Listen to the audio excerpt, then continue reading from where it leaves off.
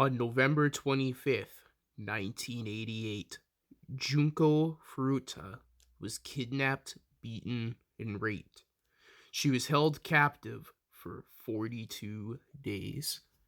But before we go any further, hello, and welcome to the Murder House Radio Show. I'm your host, X. On this show, we will be covering serial killers, disappearances, true crime, and the most deplorable things and people in history. Uploads will take place every Friday at 4:30 Mountain Standard Time. Please hit the like and subscribe button, and hit the bell notification to get all notifications, and hit the follow button if you are listening on a podcasting platform. With all that out of the way, sit back, grab some coffee or whatever your preferred beverage is, turn down the lights, and enjoy the show. Hey guys, welcome back for another episode. Before we get into this episode, just a little disclaimer. This case has a lot of disturbing content, so viewers' discretion is advised.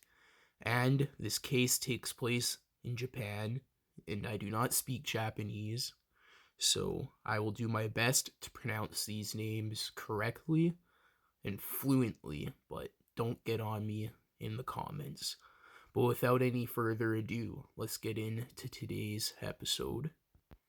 On that fateful day, Junko was riding her bike home from her part-time job at an electronic retailer when Hiroshi Miyano and his friend Nobu Minato kidnapped Junko off her bike.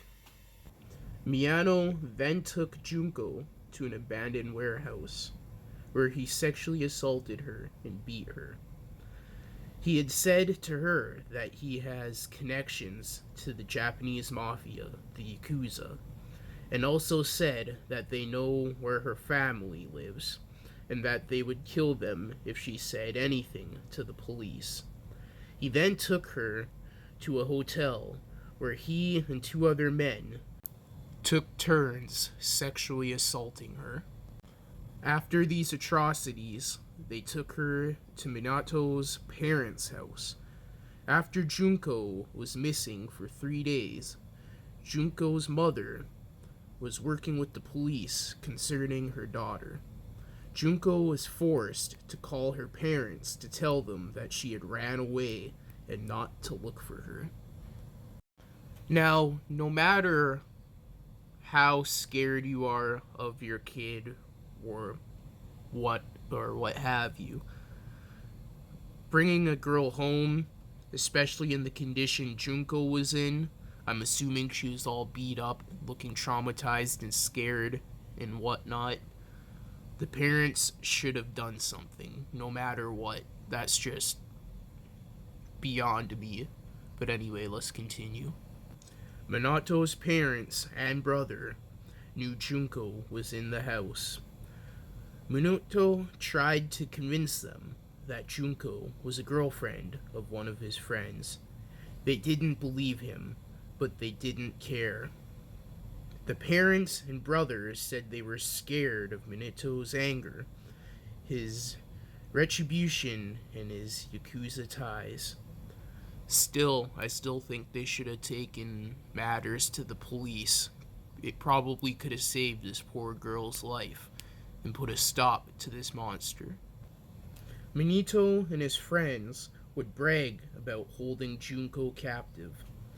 They would invite people over to use Junko, and I think you can read in between the lines on what that one means.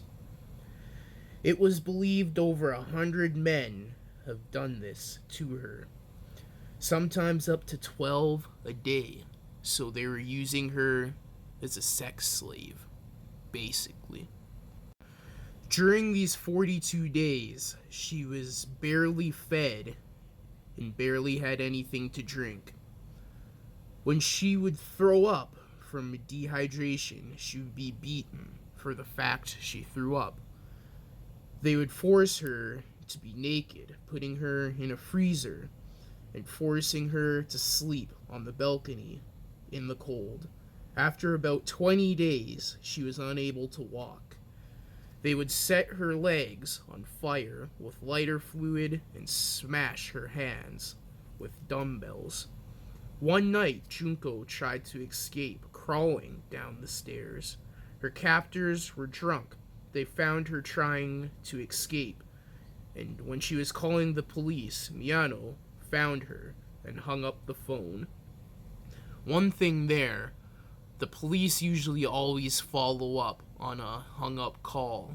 They send a cruiser over or at least call back, so something is definitely mishandled there.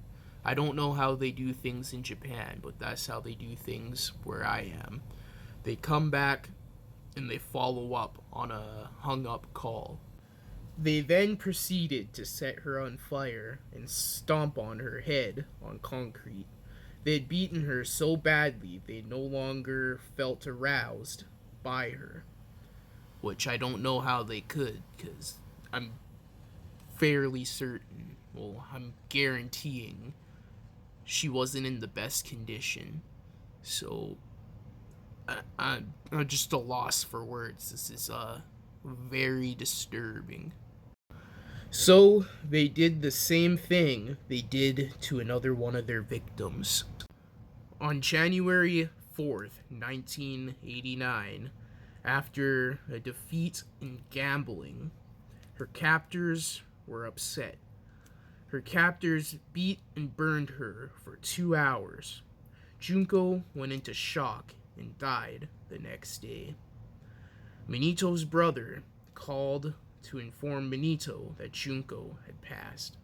They put her body in a 55-gallon oil drum and filled it with concrete and left it at a construction site in Kato, Japan. One of Minato's friends, Hiroyoshi, was being questioned for the rape of a 19-year-old girl, where he confused her with Junko. He had thought his other friends had already told the police about Junko, so he told them his version of the story and told them where to find the body. They had to identify her by her fingerprints because she had been beaten and disfigured so badly. The autopsy also revealed that Junko was pregnant.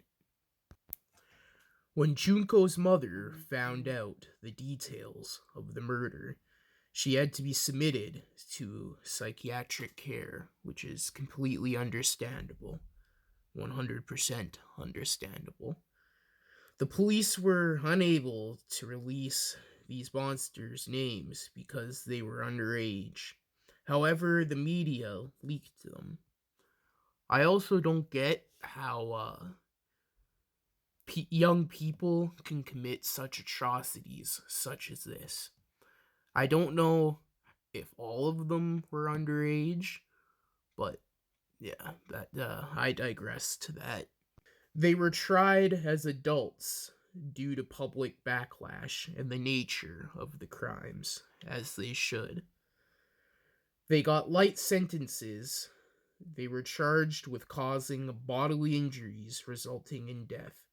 Hiroyoshi was sentenced to 17 years, but it got increased to 20 after an appeal. Manito got 5 to 7 years. Watahaba got 9 years, and Joe got 8 years. After they were released, Manito changed his name to Shinji and was later arrested for attempted murder. Joe changed his name, but I couldn't find to what. But Joe bragged about the killing, and his father felt so much shame that he said he would donate his life savings to Junko's family. Joe took the money and spent it. Joe's mother blamed Junko for ruining her son's life. She allegedly vandalized Junko's grave. This case is definitely sad, And these punishments are definitely too light. I think they should have been put down for this. 100%. They should have been put down. I'm sorry it's so scattered.